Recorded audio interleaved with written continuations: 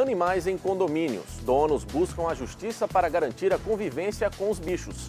Projeto Justiça Direta. Tribunal de Justiça ajuda consumidores que têm reclamações contra operadoras de telefonia. E ainda, uma entrevista sobre o projeto de lei que quer mudar o Código de Processo Penal. É agora no Em Dia com a Justiça.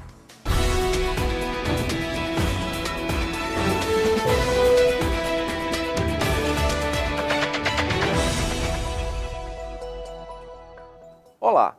Proibir animais domésticos em condomínios de casas ou apartamentos é ilegal. Vai contra o Código Civil e até a Constituição.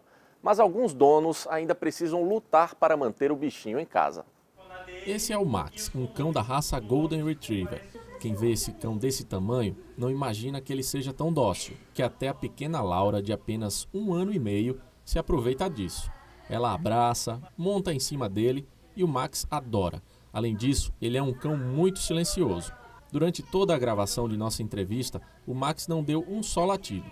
Mas mesmo com tamanha doçura, o Max não foi muito bem-vindo no condomínio que veio morar com os donos. O síndico, na época, nos abordou, dizendo que não poderia ter o animal e tal.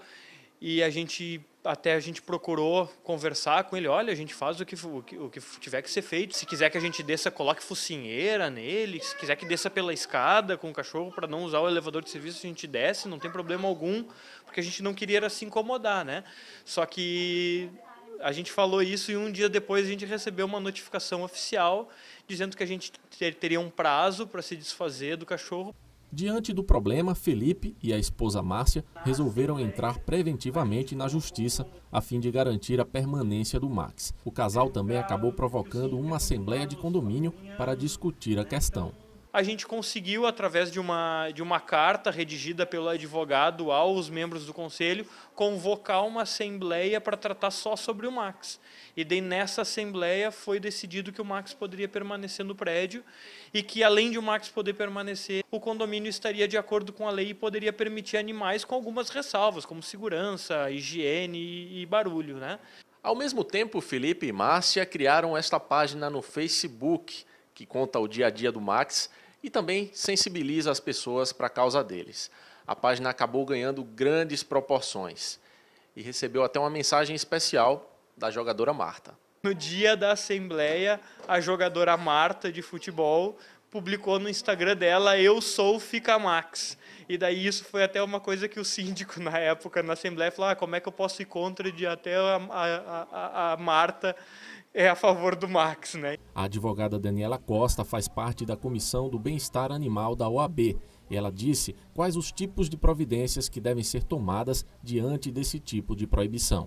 A gente pede que encaminhe direto à delegacia, faça um boletim de ocorrência para fazer a denúncia e depois consiga a cópia da convenção do condomínio, onde se existe a proibição ou não do animal, a assembleia que foi eleita, se ele conseguir, e a gente encaminha para a justiça.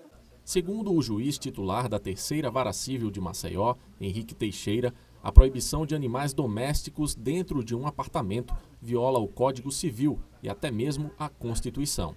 Essa proibição também afeta o direito de propriedade, porque nós podemos possuir bens, possuir coisas, e animais é tido como coisas pela Constituição Federal, pela doutrina que regulamenta, que se manifesta, né, sobre o direito de propriedade na Constituição.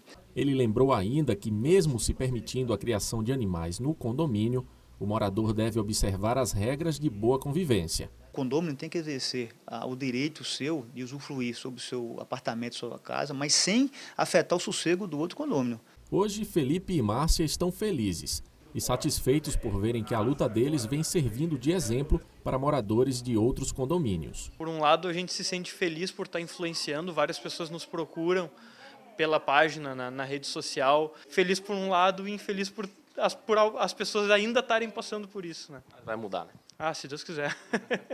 Um projeto do Tribunal de Justiça de Alagoas tem ajudado consumidores de operadoras de telefonia. Cerca de 100 casos por mês são atendidos e o índice de resolução dos problemas beira os 90%. Dados da Agência Nacional de Telecomunicações, a Anatel, indicam que no Brasil existem hoje mais de 244 milhões de aparelhos celulares em funcionamento. Com tanto aparelho circulando por aí, já dá para imaginar que a quantidade de reclamações com as operadoras de telefonia também seja grande. Aqui em Alagoas, segundo o levantamento do Procon sobre as empresas mais reclamadas em 2016, a liderança ficou com a operadora Claro, com cerca de 1.300 reclamações, seguida por Oi, TIM e Vivo. De olho nessa quantidade de reclamações é que foi criado o programa Justiça Direta. Criado em 2008 para atender aos clientes da operadora Oi e ampliado em 2014 para atender às demandas dos clientes das operadoras Claro e TIM, o programa Justiça Direta funciona aqui no 2º Juizado Especial Cível e Criminal da capital e sempre com atendimentos de segunda a sexta-feira, no horário da manhã. O objetivo do programa é solucionar problemas existentes entre consumidores e empresas de telefonia de forma extrajudicial, a fim de desafogar os juizados. Em média, 100 casos por mês. Em torno de 90% é resolvido rapidamente, ou seja, a parte não precisa agendar audiência. No momento em que comparece, já é atendida. As partes, ou seja, os conciliadores, eles recebem, fazem um acordo na hora, enviam o acordo para o juizado competente, que é homologado, vira título executivo, judicial. Então, só vantagem. Problemas com telefone fixo também chegam por aqui. Seu Luiz veio até o juizado para reclamar de uma cobrança indevida de uma linha fixa que está no nome dele e que ele nunca solicitou. Eu recebendo cobrança de pagamento que estava atrasado e eu procurava saber em casa, não tinha. Aí eu respondia para as pessoas que eu pagava em dias e eles disseram que eu tinha débito para pagar. A Auriana é a representante da empresa. Ela analisou o caso do seu Luiz e logo deu a solução. A gente verifica, vê que realmente foi fraude, compara com o endereço do cliente, né, que vê que não há nenhum vínculo, e aí a gente está fazendo esse cancelamento desse débito. Seu Humberto e a neta Laiane também vieram até o juizado com um problema para resolver. Eles se mudaram recentemente para um lugar onde não existe a cobertura do serviço contratado por eles. A gente pediu o cancelamento da conta, já que a gente não ia ficar pagando por um serviço que a gente não está utilizando. Só que aí quando a gente pediu o cancelamento, gerou uma multa. Então, o que a gente veio pedir aqui é justamente que eles cancelem essa multa, porque foi um serviço que eles não conseguiram fazer para a gente. Mais uma vez, a Auriana resolveu o problema na hora. A gente está fazendo esse ajuste, retirando essa multa, deixando o cliente isento. Relembrando, o Justiça Direta funciona no 2º Juizado Especial Cível e Criminal, na Praça Sinimbu, no centro de Maceió, sempre no horário das 8h30 da manhã ao 12h30. Quais os documentos que a pessoa precisa levar? Os documentos pessoais, RG, CPF, comprovante de residência e também um documento que comprova a sua queixa. Só isso. Um projeto de lei tramita no Congresso Nacional para modificar o Código de Processo Penal. O presidente da Associação dos Advogados Criminalistas de Alagoas conta o que muda com a atualização.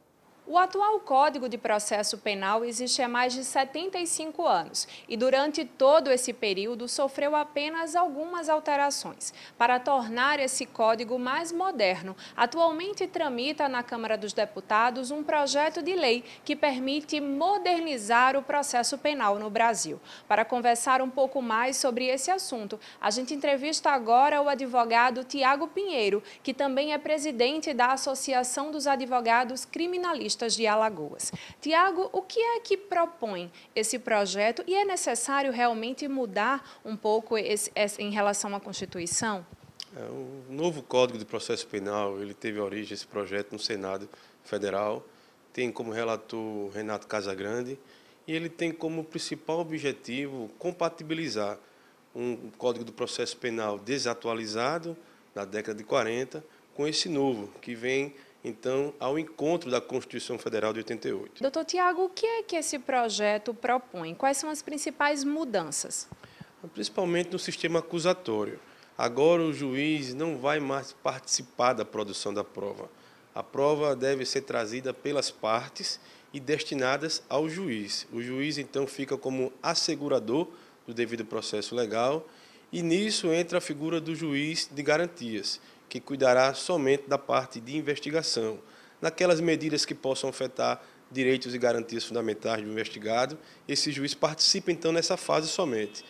Havendo denúncia, eventual processo, figura um outro juiz um juiz de instrução que sim, ele vai desenvolver esse processo e naturalmente aí presidir os trabalhos no processo, um juiz diferente, portanto. E outras mudanças interessantes é o playback, que é um acordo entre defesa e Ministério Público. Esse acordo para a defesa é interessante porque a pena pode vir abaixo do mínimo legal e para o Ministério Público, em determinados casos, naqueles crimes de médio potencial, se livra de um processo e pode cuidar de outros mais graves. É uma novidade no sistema penal brasileiro, importado do sistema americano, e que deve trazer muitas mudanças no que toca à celeridade. Temos também na parte de recurso a figura agora do agravo, para combater aquelas decisões interlocutórias, que vai ser o substituto do habeas corpus, e principalmente agora a vedação no que toca à imagem dos investigados. Então, há hoje um sigilo quanto a essas imagens, porque afeta direitos de personalidades previsto na Constituição Federal, e aquelas pessoas não podem ser execradas publicamente enquanto investigados, ou seja, ainda pendente de sentença condenatória, a serem expostos a prejudicar esses direitos tão caros e reconhecidos pela Constituição Federal. O Judiciário, o Ministério Público estão preparados para essas mudanças? As mudanças, naturalmente, vão interferir na realidade prática forense. É bem verdade que o juiz da garantia e um novo juiz da instrução demanda a necessidade de concurso público para efetivar um número maior de magistrados e fazer essa divisão. E a função primordial da diferenciação do juiz de garantias e o juiz de instrução é para que a prova produzida na fase inquisitorial, na fase de investigação, não contamine o juiz, então, que irá julgar a demanda penal. Mas a realidade judiciária nos mostra que o judiciário brasileiro se adapta com pouca dificuldade a essas necessidades, que são necessidades do próprio Estado Democrático de Direito e que há muito tempo a sociedade brasileira está a exigir. Então, o senhor acredita que é preciso mudar para essa nova realidade, né, atual, que antes era julgado de uma forma, hoje a realidade realmente é outra? A época que foi concebido o Código do Processo Penal, ainda se existia o Estado Novo aqui, de natureza inquisitiva, ditatorial. Portanto, a necessidade dessa adaptação a um Estado democrático assegurado na Constituição Federal, onde o juiz ele não participa mais do jogo de provas, ele é o destinatário delas. Portanto, ele não pode ter iniciativa de produzir provas, seja em favor da acusação ou da defesa. É uma realidade que o mundo jurídico exige há algum tempo e que esse novo Código de Processo Penal vem justamente a satisfazer a uma nova era, uma era democrática em que o país vive. E o Em Dia com a Justiça desta semana termina aqui. Veja essas e outras reportagens no nosso portal, no canal TV Tribunal do YouTube e através do Facebook e Instagram. Até o próximo programa.